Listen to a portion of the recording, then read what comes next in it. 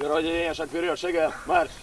Первое отделение. Убывает распоряжение инструктора Александра. Тактическая игра лазертаг. Напрягу. Инструктора шагаем. Марш. Второе отделение. Занятие на полосе препятствий. За противогазами. Стоять. Налево. За противогазами. Бегу. Марш. Быстрее иди. Побегаем. Присел, руки за спину. Гусиный шаг. Прыгнул. 3 кувырка.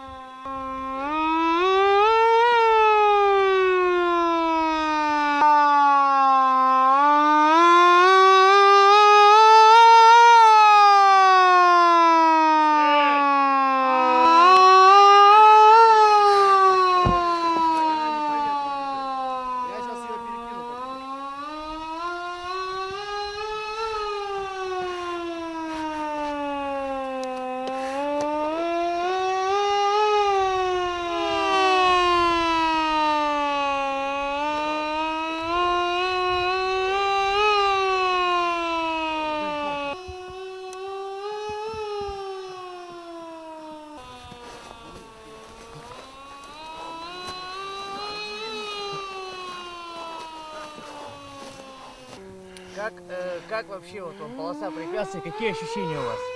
Супер, нравится. Еще бы хотели вот так же пробежаться, но уже в реальных условиях, боевых? Ну да, конечно, интересно. Нравится. Сильно устали? Ну так чувствуется, но еще есть силы, конечно. Да. Хорошо. Все в соответствии с уставом службы. Ну, Здесь спят, здесь напитываются, с чем придется иметь дело в ближайший год. нормально. Дневальных поставили, потому что оружие. Ну что, пользуясь случаем, есть возможность пообщаться. Если есть вопросы, соответственно, по желанию, тоже проработаем. Давайте. Что интересует? Можно. Конечно. А вот, ну, в дальнейшем же будет вот это вот развиваться, ну, еще будет в следующем году вот такие? Да, мы решили сразу, что этот конкурс он будет постоянный. Но другое дело, что вот сейчас он первый раз проходит. Посмотрим, вы подскажете, что вот. И надо будет его, наверное, делать пошире. Да, и самое-то главное у вас, в районах, начинать надо оттуда. Хотелось бы вот побольше дней, чтобы было. Ну, и как Вот, бы испытания. Вот. уже предложение. Ну да, вот в лесу выживание вот такое вот всякое, проходить вот еще. Но вообще надо, наверное, все-таки сначала проводить на уровне района, я все-таки думаю, да? Вот там отбирать уже, ну как сказать, победителей, потом здесь собирать и делать в 2 этапа. Сейчас же мы в 1 этап провели, будем делать 2. Понял.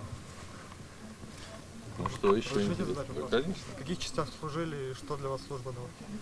Я служил в ПВО сухопутных войск с 85 по 87 год прошлого века на Западной Украине, Волынской области, на польской границе.